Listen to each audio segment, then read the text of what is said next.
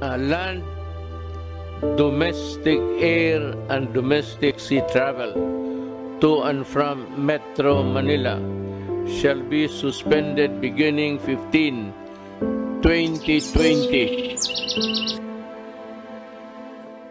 Ang pandemya ng COVID-19 ay kumalat sa buong mundo na nagdulot ng matinding paghinto sa ekonomiya.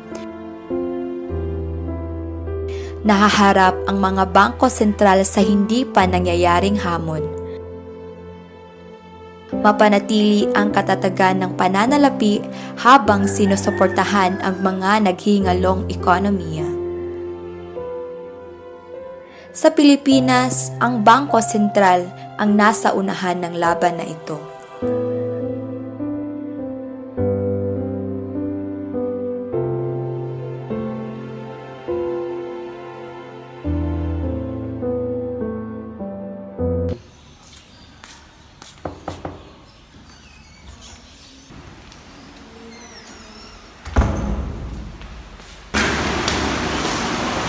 So, magandang araw sa iyo, Governor. So, tinatawag kita sa kadahilan, kailangan na natin bigyan ng kadalang kilos dahil sa malaki na epekto sa ating ekonomiya. So, pwede na natin ibaba ang policy rate at kailangan na natin siguraduhin makakaraos ang ating negosyante dahil sa krisis. Sa ngayon ng Governor, makikipag-usap ako sa ating pinuno ng monetary policy na si Diana May para matupad ang mga pagbabago ng ating monetary policy. So, maraming salamat sa iyo, Governor. Salamat, Governor. Ray, kailangan ko ng updated projection. Ano ang inaasahang pag-urong ng ekonomiya kung hindi tayo kikilos? Ayan, maaaring umabot ng 7% ng pag-urong ng GDP. Tataas ang kawalan ng trabaho. Kailangan natin magbigay ng likwididad at bawasan ang reserve requirements ratio.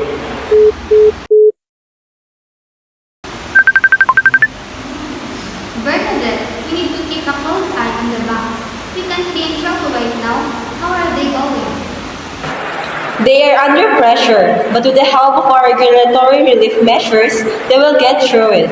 I will make sure they have enough capital and liquidity to overcome this storm. We are committed to maintaining financial stability. The central bank lowered the policy rate and provide additional liquidity to ensure that credit would continue to flow. We are here to support businesses and citizens during this hard time.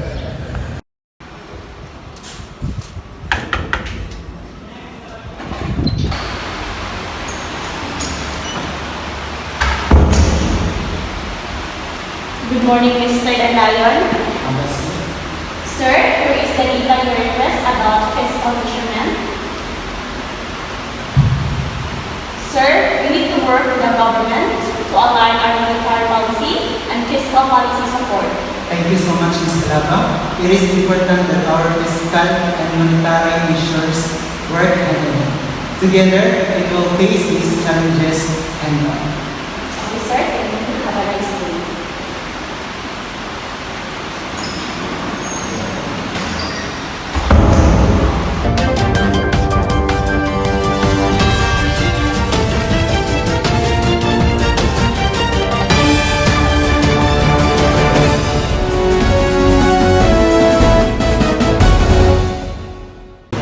Magandang gabi, Pilipinas! Ngayong araw, inihayag ng Bangko Sentral ang serye ng mga hakbang upang labanan ang epekto ng COVID-19 sa ekonomiya. Kabilang ang pagbawas ng policy rate at pagbibigay ng regulatory relief sa mga bangko.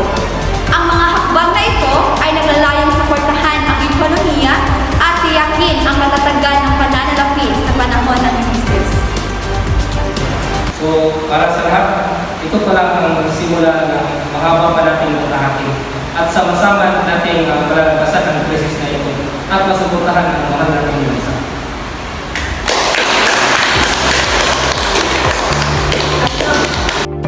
Ang determinadong aksyon ng Bangko Sentral sa panahon ng pandemya ay malaga upang mapagaan ang epekto sa ekonomiya. Ito'y panahon kung kailan bawat desisyon ay mahalaga at bawat isa ay may papel na ginampanan. Si Randolph Gadot, gobernador ng Bangko Sentral, ay nanguna ng may di natitinag na determinasyon. Si Cheloma bilang Deputy Governor ay tiniyak na naipatupad agad ang mga hakbang. Si Diana May at Ray ay nagbigay ng mahalagang pagsusuri sa ekonomiya. Sina Lovely at Bernadette ay nagbantay sa katatagan ng sistema sa pananalapi. Si Mark ay nag-ugnay ng mga palisiya sa fiscal at monetary measures, habang si Angel ay nagbigay ng mahalagang datos. Si Josh ay nagbigay ng pag-asa at katatagan sa publiko. Ito ang kanilang kwento, ngunit atin din ito. Tinatawag kita sa kailangan na natin ito at kung hindi